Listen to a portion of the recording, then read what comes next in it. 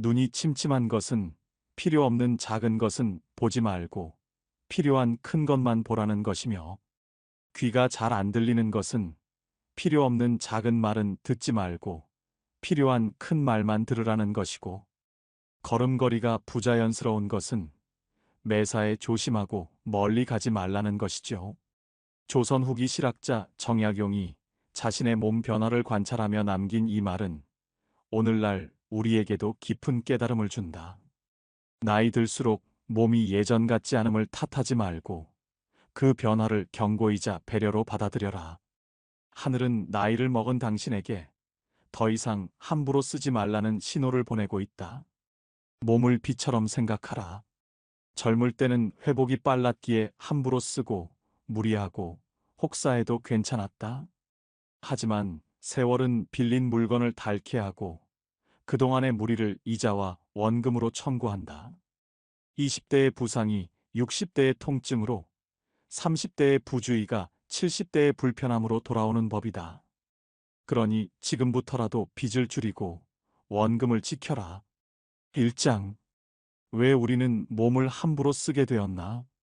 서울 강북구에 사는 김철수 씨 67세. 30년간 건설 현장에서 일했다. 젊을 때는 하루 12시간씩 일해도 끄떡없었다. 밤새워 일하고도 다음날 또 일할 수 있었다. 몸이 자본이라며 무리하는 것을 자랑으로 여겼다. 그땐 몸이 쇠로 만들어진 줄 알았어요. 아파도 참고 아프다는 말도 안 했죠. 병원 갈 시간도 아까웠고 하루라도 일 안 하면 당장 생활비가 부족했으니까요. 하지만 60대에 접어들면서 몸의 청구서가 날아들기 시작했다. 무릎 관절염, 허리 디스크, 어깨 회전근개 파열. 젊을 때 혹사한 부위들이 하나씩 고장나기 시작한 것이다. 지금은 계단 한 층 올라가기도 힘들다. 의사가 그러더라고요. 30년 동안 무리한 게 이제 나타나는 거라고. 몸이 더 이상 참지 못하겠다고 항복 선언을 한 거래요. 이런 경우는 김철수 씨만이 아니다. 우리나라 60대 이상 10명 중 8명이 관절염을 앓고 있다. 특히 젊을 때 육체 노동을 많이 한 사람들의 관절 질환 발병률은 90%에 육박한다. 반면 같은 나이의 박영희 씨는 전혀 다른 선택을 했다. 40대부터 몸은 소모품이 아니라 관리해야 할 자산이라고 생각했다. 매년 건강검진을 받고 작은 이상 신호도 놓치지 않았다. 무엇보다 무리하지 않는 것을 원칙으로 삼았다. 젊을 때부터 몸을 빚진 것처럼 생각했어요. 빌린 돈은 언젠가 갚아야 하듯이 몸도 혹사하면 나중에 대가를 치러야 한다고 생각했죠. 지금 박영희 씨는 70세지만 등산도 하고 자전거도 탄다. 병원 신세를 거의 치지 않는다.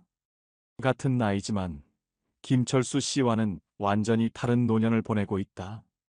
정약용도 몸에 대한 철학이 뚜렷했다. 그는 심경밀엄에서 이렇게 썼다. 몸은 마음의 집이다. 집이 무너지면 마음도 거할 곳이 없다. 그러므로 몸을 돌보는 것은 마음을 돌보는 것과 같다. 18년간의 긴 유배 생활을 버틸 수 있었던 것도 평소 몸 관리를 게을리하지 않았기 때문이다. 규칙적인 생활, 적당한 운동, 절제된 식사를 통해 몸의 균형을 유지했다. 2장. 몸이 보내는 신호를 읽어라. 정약용이 말한 눈이 침침한 것은 필요 없는 작은 것은 보지 말라는 신호라는 말은 단순한 위로가 아니다. 실제로 몸의 변화는 우리에게 중요한 메시지를 전한다. 부산에 사는 이순자 할머니 74세. 몇 년 전부터 눈이 침침해지기 시작했다. 처음에는 나이 들면 당연하지라고 생각했다. 하지만 안과 검진을 받아보니 백내장 초기였다. 조기에 발견해서 간단한 수술로 시력을 회복할 수 있었다. 만약 그냥 나이 탓이라고 넘겼다면 실명할 뻔했어요. 몸이 보내는 신호를 무시하면 안 되겠더라고요. 귀가 잘 안 들리는 것도 마찬가지다. 대구에 사는 최만수 할아버지 78세. 가족들이 할아버지가 TV 소리를 너무 크게 틀어서 시끄럽다고 불평했다. 처음에는 요즘 애들이 목소리가 작아서 안 들린다고 했다. 하지만 이비인후과에서 검사해보니 난청이 진행되고 있었다. 의사는 조기에 보청기를 착용하면 난청 진행을 늦출 수 있다고 했다. 지금 최할아버지는 보청기를 착용하고 가족들과 원활하게 대화한다. 처음엔 보청기 착용이 창피했는데 착용하고 보니 세상이 달라졌어요. 새소리, 바람소리, 손자 웃음소리까지 선명하게 들려요. 걸음걸이가 부자연스러워지는 것도 몸이 보내는 중요한 신호다. 인천에 사는 김동철 씨 69세. 몇 달 전부터 걸을 때 휘청거렸다. 술도 안 마셨는데 왜 비틀거리지라고 가볍게 생각했다. 하지만 병원에서 검사해보니 파킨슨병 초기였다. 의사는 조기에 발견해서 약물 치료와 운동 치료를 병행하면 진행 속도를 늦출 수 있다고 했다. 만약 계속 나이 탓이라고 생각했다면 병이 더 진행됐을 거예요. 몸의 신호를 빨리 알아챈 게 정말 다행이었어요. 반대로 몸의 신호를 무시한 경우를 보자. 광주에 사는 박정호 씨, 71세. 몇 년 전부터 가슴이 답답하고 숨이 찼다. 하지만 나이 들면 그런 거 아니야 라며 넘겼다. 가족들이 병원에 가자고 해도 괜찮다고 고집했다. 그러다 어느 날 길에서 쓰러졌다. 응급실로 실려가서 검사해보니 심근경색이었다. 의사는 조금만 늦었어도 위험했다고 했다. 지금은 스텐트 시술을 받고 약물 치료를 받고 있다. 그때 가족들 말을 들었어야 했어요. 몸이 미리 신호를 보냈는데 제가 무시한 거죠. 정말 후회돼요. 몸의 신호를 제대로 읽으려면 어떻게 해야 할까? 첫째, 작은 변화도 무시하지 마라. 나이 탓이라고 넘기지 말고 평소와 다른 증상이 나타나면 전문의와 상담하라. 둘째, 정기검진을 받아라. 몸의 변화는 서서히 나타나기 때문에 본인이 느끼기 어렵다. 1년에 한 번씩은 종합검진을 받아서 몸 상태를 점검하라. 셋째, 가족의 의견을 들어라. 객관적으로 보는 가족들이 먼저 변화를 알아차리는 경우가 많다. 가족이 병원에 가보라고 하면 귀담아 들어라. 정약용은 몸의 소리에 귀 기울이는 것이 장수의 비결이라고 했다. 몸이 보내는 신호를 정확히 읽고 적절히 대응하는 것. 그것이 건강한 노년의 시작이다. 3장. 빚진 몸을 갚는 첫 번째 방법, 마이너스 걷기의 힘. 걷기는 가장 간단하면서도 전신을 지키는 최고의 보험이다. 정약용도 유배지에서 매일 걸었다. 강진 바닷가를 거닐며 시상을 떠올리고 산길을 걸으며 학문적 영감을 얻었다. 하루 1시간씩 걸으면 몸과 마음이 모두 건강해진다. 걷는 동안 혈액순환이 좋아지고 생각도 맑아진다. 현대의학도 걷기의 효과를 입증한다. 하루 30분 이상 걸으면 심혈관 질환 위험이 30% 감소하고 당뇨병 위험은 40% 줄어든다. 치매 예방에도 효과가 있다. 경기도 수원에 사는 조영수 할아버지, 75세. 3년 전 당뇨병 진단을 받았다. 의사는 약물 치료와 함께 운동을 병행해야 한다고 했다. 처음에는 헬스장에 등록했지만 오래 지속하지 못했다. 기구 운동은 너무 복잡하고 지루했어요. 그래서 그냥 걷기로 바꿨죠. 조 할아버지는 매일 아침 6시에 일어나 집 근처 공원을 걷는다. 처음에는 20분도 힘들었지만 점진적으로 늘려가서 지금은 40분 정도 걷는다. 무리하지 않는 선에서 꾸준히 하는 것을 원칙으로 삼았다. 혈당 수치도 많이 개선되었다. 의사가 깜짝 놀라더라고요. 약만 먹은 사람보다 걷기를 병행한 제가 훨씬 수치가 좋다고요. 서울 송파구의 김말순 할머니, 72세. 무릎 관절염으로 고생하다가 걷기를 시작했다. 처음에는 무릎이 아픈데 걸으면 더 나빠질 것이라고 생각했다.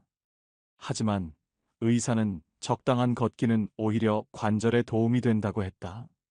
처음에는 10분도 못 걸었어요. 무릎이 너무 아파서요. 하지만 조금씩 늘려가니까 지금은 30분씩 걸을 수 있어요. 관절염 증상도 많이 호전되었다. 계단 오르내리기가 훨씬 편해졌고 일상생활에 불편함이 줄어들었다. 반면 걷기를 게을리한 경우를 보자. 인천에 사는 이철호 씨 68세. 은퇴 후 집에서만 지냈다. TV 보고 낮잠 자고 앉아서 보내는 시간이 대부분이었다. 걸을 이유도 없고 귀찮기도 하고 그냥 집에 있는 게 편했어요. 하지만 2년 만에 몸무게가 10kg 늘었고 혈압과 혈당이 높아졌다. 근육량은 줄어들고 체지방은 늘어났다. 조금만 움직여도 숨이 찼다. 의사가 이러다가 큰일 난다고 하더라고요. 운동을 안 하면 근감소증이 오고 여러 가지 성인병이 생긴다고요. 그제서야 걷기를 시작했다. 처음에는 5분도 힘들었지만 6개월 후 30분씩 걸을 수 있게 되었다. 체중도 줄고 각종 수치도 개선되었다. 올바른 걷기 방법을 알아보자. 첫째, 처음에는 짧게 시작하라. 갑자기 무리하면 부상을 당할 수 있다. 10분부터 시작해서 매주 5분씩 늘려가라. 둘째, 편한 신발을 신어라. 발에 맞지 않는 신발은 발목과 무릎에 무리를 준다. 쿠션이 좋은 운동화를 선택하라. 셋째, 올바른 자세를 유지하라. 등을 곧게 펴고 어깨는 편안하게, 팔은 자연스럽게 흔들어라. 넷째, 규칙적으로 하라. 주말에 몰아서 걷는 것보다 매일 조금씩이라도 꾸준히 하는 것이 좋다. 정약용은 천리 길도 한 걸음부터라고 했다. 건강한 노년도 하루 한 걸음부터 시작된다. 오늘부터 신발끈을 묶고 밖으로 나가라. 사장. 두 번째 방법 마이너스 수분과 수면, 회복의 힘. 몸을 비처럼 아끼려면 회복의 시간을 충분히 가져야 한다. 수분과 수면은 몸이 스스로를 치유하는 가장 기본적인 조건이다. 정약용은 유배지에서도 규칙적인 수면을 지켰다. 밤 10시에 잠자리에 들어 새벽 5시에 일어나는 것을 원칙으로 삼았다. 또한 하루에 물 8잔을 마시는 것을 습관으로 했다. 잠은 몸과 마음을 회복시키는 약이다. 충분히 자지 않으면 아무리 좋은 음식을 먹어도 소용없다. 현대의학도 수면의 중요성을 강조한다. 성장 호르몬의 80%는 잠들어 있는 동안 분비된다. 면역력도 잠을 자는 동안 회복된다. 특히 나이가 들수록 깊은 잠을 자는 것이 중요하다. 경남 창원에 사는 허정숙 할머니 76세. 몇 년 전부터 잠을 제대로 못 잤다. 새벽 2-3시에 깨서 다시 잠들지 못했다. 낮에는 피곤하고 기력이 없었다. 잠을 못 자니까 모든 게 힘들었어요.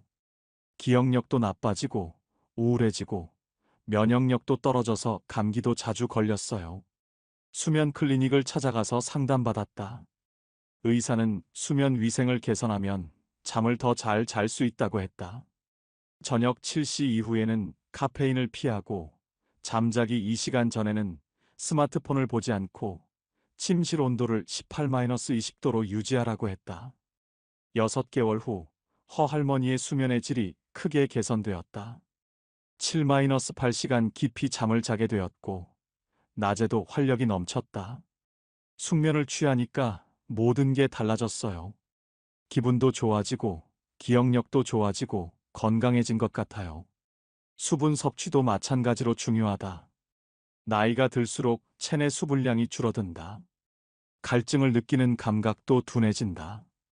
의식적으로 물을 마셔야 한다. 전북 전주에 사는 김용태 할아버지 79세. 젊을 때는 물을 별로 안 마셨다. 목마르면 마시지라는 생각이었다. 하지만 몇 년 전 탈수로 응급실에 실려간 후 생각을 바꿨다. 의사가 나이 들면 탈수가 오기 쉽다고 하더라고요. 갈증을 느끼기 전에 미리미리 물을 마셔야 한다고요. 지금은 하루에 물 6-8잔을 마신다. 아침에 일어나자마자 물 한 잔, 식사 전후에 한 잔씩, 잠자기 전에 한 잔. 변비도 없어지고 피부도 좋아졌다. 물을 충분히 마시니까 몸이 가벼워졌어요. 변비도 없어지고 피로감도 줄어들었어요. 반면 수면과 수분 섭취를 소홀히 한 경우를 보자. 대전에 사는 박상철 씨, 73세. 은퇴 후 불규칙한 생활을 했다. 밤늦게까지 TV를 보고 낮에 낮잠을 자고 물은 목마를 때만 마셨다. 규칙적으로 살 이유가 없잖아요. 퇴직했으니까 자유롭게 살고 싶었어요. 하지만 몸이 망가졌다. 만성 피로에 시달리고 집중력이 떨어지고 우울감이 생겼다. 혈압도 높아지고 당뇨 전 단계 판정을 받았다. 의사가 생활 리듬이 엉망이다고 하더라고요. 규칙적인 수면과 충분한 수분 섭취가 필요하다고요. 6개월간 생활 습관을 바꿨다. 밤 11시에 자고 아침 6시에 일어나고 하루에 물 7에서 8잔을 마셨다. 몸의 변화가 놀라웠다. 숙면을 취하고 물을 충분히 마시니까 완전히 다른 사람이 된 것 같아요. 활력도 생기고 건강해졌어요. 올바른 수면과 수분 섭취 방법을 알아보자. 수면의 경우, 첫째, 규칙적인 시간에 자고 일어나라. 주말에도 평일과 같은 시간에 잠자리에 들어라. 둘째, 침실 환경을 최적화하라. 어둡고 조용하고 시원한 환경을 만들어라. 셋째, 잠자기 전 스마트폰과 TV를 피하라. 블루라이트가 수면을 방해한다. 수분 섭취의 경우, 첫째, 하루 6-8잔의 물을 마셔라. 갈증을 느끼기 전에 미리 마셔라. 둘째, 기상 후와 취침 전에 물 한 잔씩 마셔라. 셋째, 카페인과 알코올은 탈수를 유발하므로 적당히 섭취하라. 정약용은 회복 없는 활동은 소모일 뿐이라고 했다. 충분한 수면과 수분 섭취로 몸이 스스로를 치유할 시간을 주어라. 5장. 세 번째 방법, 작은 신호도 놓치지 않는 예방의 지혜. 작은 통증도 무시하지 말고 제때 치료하라. 참는 것은 미덕이 아니라 병을 키우는 습관이다. 정약용은 작은 구멍이 큰 둑을 무너뜨린다며 초기 대응의 중요성을 강조했다. 강원도 춘천에 사는 최영란 할머니, 74세.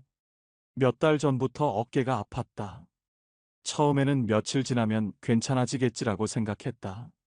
하지만 통증이 점점 심해져서 밤에 잠을 못 잘 정도가 되었다. 참으면 낫겠지 싶어서 6개월을 버텼어요. 그런데 더 아파지더라고요. 결국 병원에 갔더니 50견이었다. 의사는 초기에 왔으면 간단한 치료로 나을 수 있었는데 6개월이나 방치해서 치료 기간이 길어질 것이라고 했다. 진작 병원에 갔어야 했어요. 참는다고 낫는 게 아니더라고요. 1년간 물리치료와 주사치료를 받고 나서야 어깨 통증이 사라졌다. 만약 초기에 치료받았다면 3개월이면 충분했을 것이다. 반대로 초기 대응을 잘한 경우를 보자. 부산에 사는 김동수 할아버지, 71세. 무릎에 가벼운 통증이 생겼을 때 바로 정형외과를 찾았다. 나이가 들면 관절이 약해진다고 하니까 미리 체크해보자 싶었어요. 검사 결과 관절염 초기였다. 의사는 초기에 발견해서 관절 주사와 운동 치료를 병행하면 진행을 늦출 수 있다고 했다. 6개월간 치료를 받은 결과 무릎 통증이 크게 줄어들었다. 지금도 정기검진을 받으면서 관절 상태를 점검하고 있다. 조기에 치료받아서 지금도 등산할 수 있어요. 만약 방치했다면 지금쯤 걷기도 힘들었을 거예요. 예방의 또 다른 사례를 보자. 대구에 사는 이춘자 할머니, 78세. 정기검진에서 골밀도가 낮다는 진단을 받았다. 아직 골다공증은 아니었지만 골감소증 단계였다. 별다른 증상은 없었는데 검사에서 나온 거예요. 의사가 지금 관리하지 않으면 골다공증으로 진행된다고 하더라고요. 칼슘과 비타민 D 보충제를 복용하고 주 3회 근력 운동을 시작했다. 1년 후 재검사에서 골밀도가 개선된 것으로 나타났다. 증상이 없어도 정기검진을 받는 게 중요하다는 걸 깨달았어요. 미리 발견해서 예방할 수 있었거든요. 예방을 위한 구체적인 방법들을 살펴보자. 첫째, 정기검진을 습관화하라. 50대 이후에는 매년 60대 이후에는 6개월마다 종합검진을 받아라. 기본 검사 외에도 나이에 맞는 특화 검사를 추가하라. 둘째, 작은 증상도 기록하라. 언제부터 어떤 증상이 시작되었는지 메모해두면 의사진료에 도움이 된다. 셋째, 가족력을 파악하라. 부모나 형제자매가 앓았던 질병은 본인에게도 발생할 가능성이 높다. 미리 예방책을 세워라. 정약용은 미리 막으면 쉽지만 늦으면 어렵다고 했다. 예방이야말로 최고의 치료법이다. 6장. 네 번째 방법, 마이너스 몸에 맞는 운동을 찾아라. 무리한 운동보다 지속 가능한 운동이 몸을 오래 쓴다. 정약용은 유배지에서도 자신의 체력에 맞는 운동을 꾸준히 했다. 무거운 것을 들거나 격렬한 운동은 피하고 대신 걷기, 가벼운 체조, 낚시 등을 즐겼다. 나이에 맞는 운동을 해야 한다. 젊은이처럼 하려다가는 도리어 몸을 해친다. 제주도에 사는 강성원 할아버지, 77세. 젊을 때는 축구 선수였다.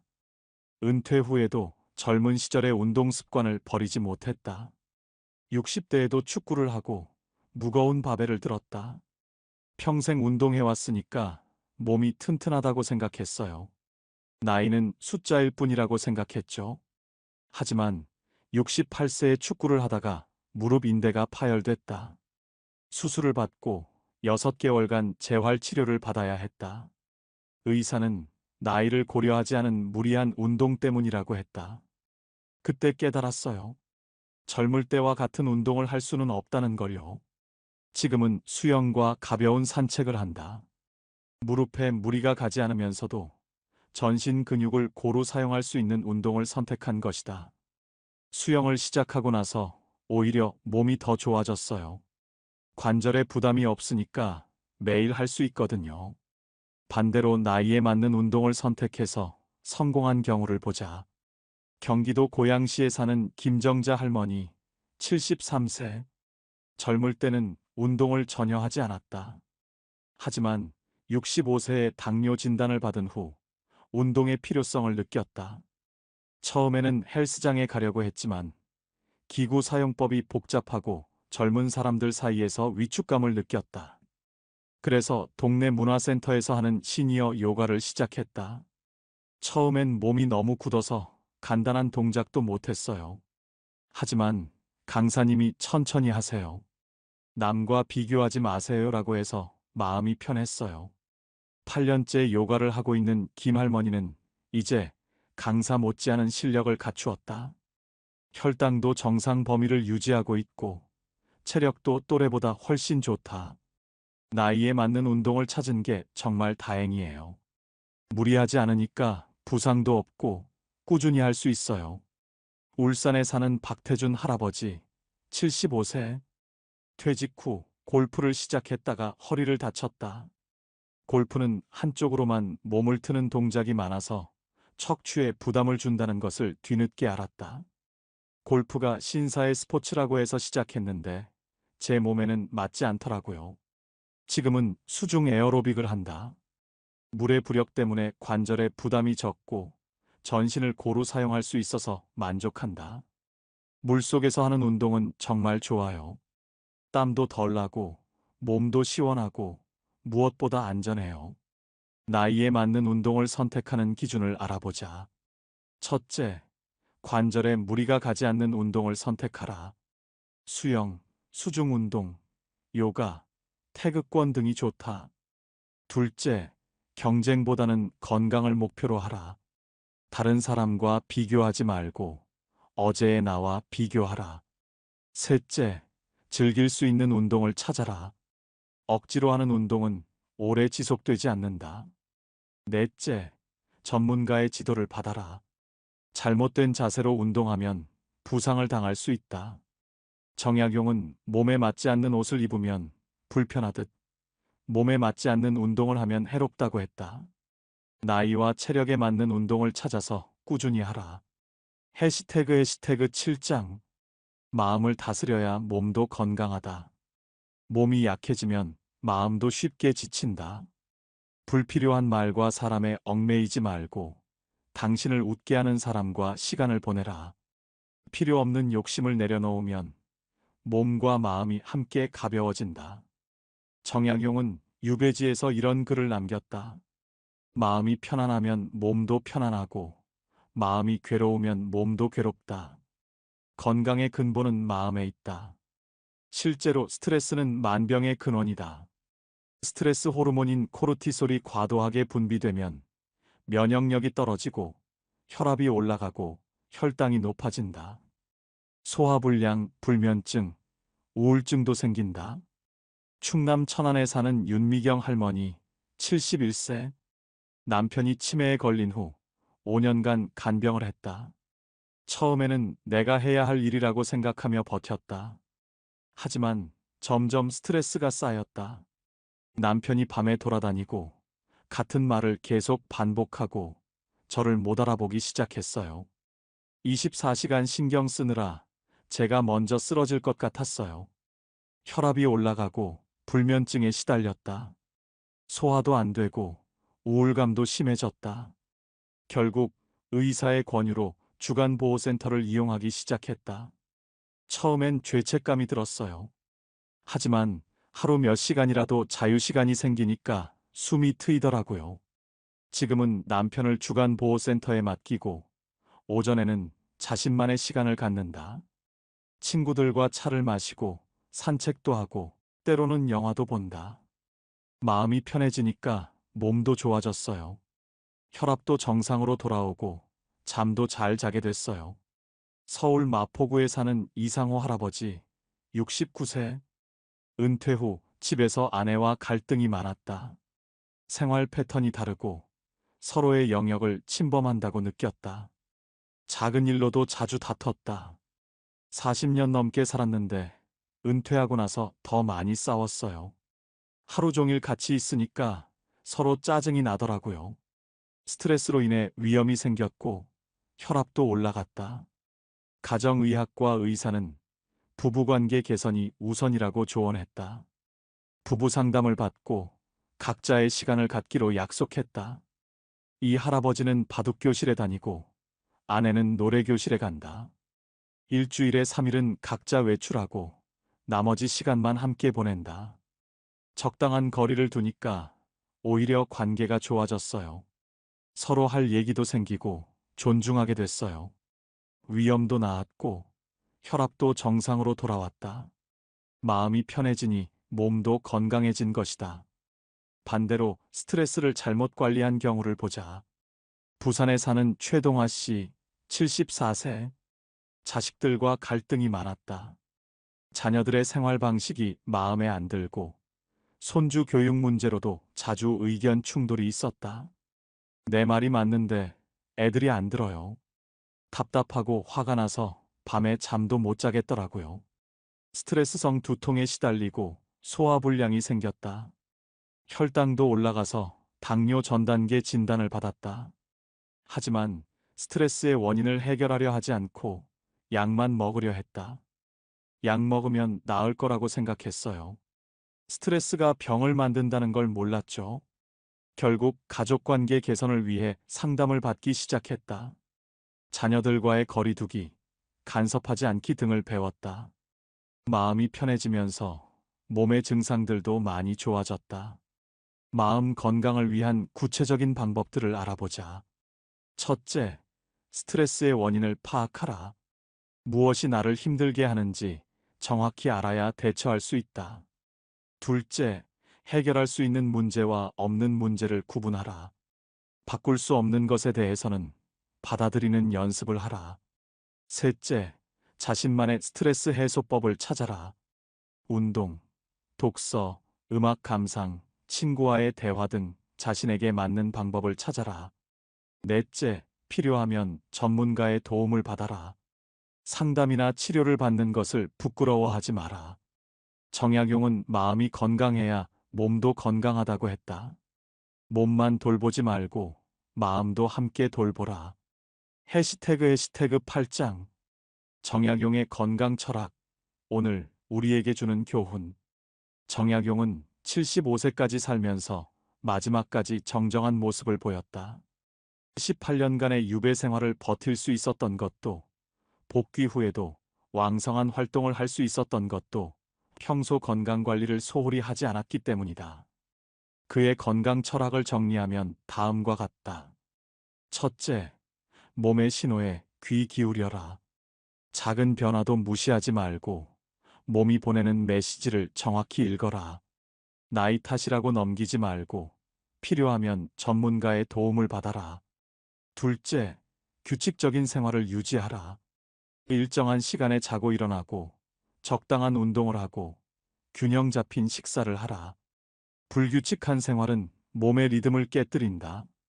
셋째, 과욕을 부리지 마라. 나이에 맞는 활동을 하고 무리하지 마라. 젊을 때와 같은 것을 기대하지 말고 현재의 몸 상태에 맞춰 목표를 조정하라. 넷째, 예방을 우선하라.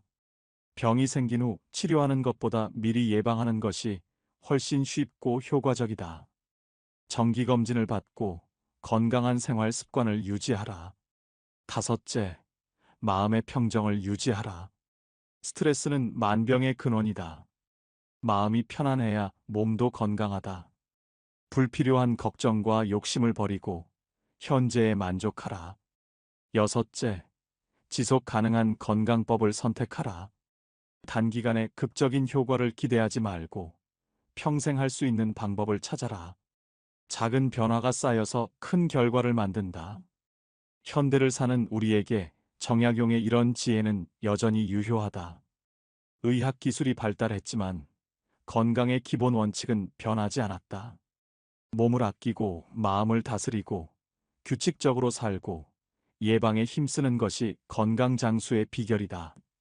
서울 종로구에 사는 김영수 할아버지, 79세. 정약용의 건강 철학을 실천하며 살고 있다. 매일 아침 6시에 일어나 1시간 산책을 하고 규칙적으로 식사를 한다. 1년에 2번 종합검진을 받고 작은 증상도 바로 병원에 간다.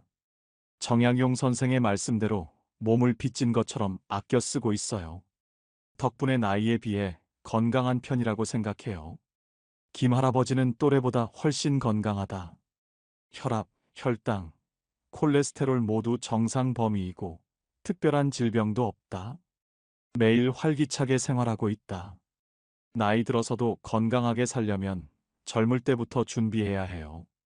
하지만 지금이라도 늦지 않아요. 오늘부터 시작하면 됩니다.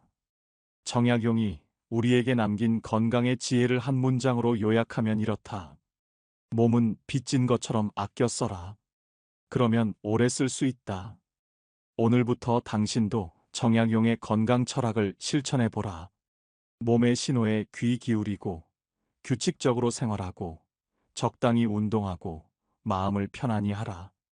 작은 변화가 쌓여서 건강한 노년을 만들 것이다. 오늘 스스로에게 물어라. 나는 오늘 몸의 빚을 갚았는가? 아니면 더 빚을 지고 있는가? 몸은 대체 불가능한 자산이다. 내일도 잘 쓰기 위해 오늘부터 아껴라. 오늘 이야기가 마음에 남으셨나요? 다산 정약용의 지혜를 담은 이야기. 정약용의 인생 수업은 앞으로도 계속됩니다. 좋아요와 구독으로 함께 해주신다면 더 깊은 삶의 통찰을 전해드리겠습니다.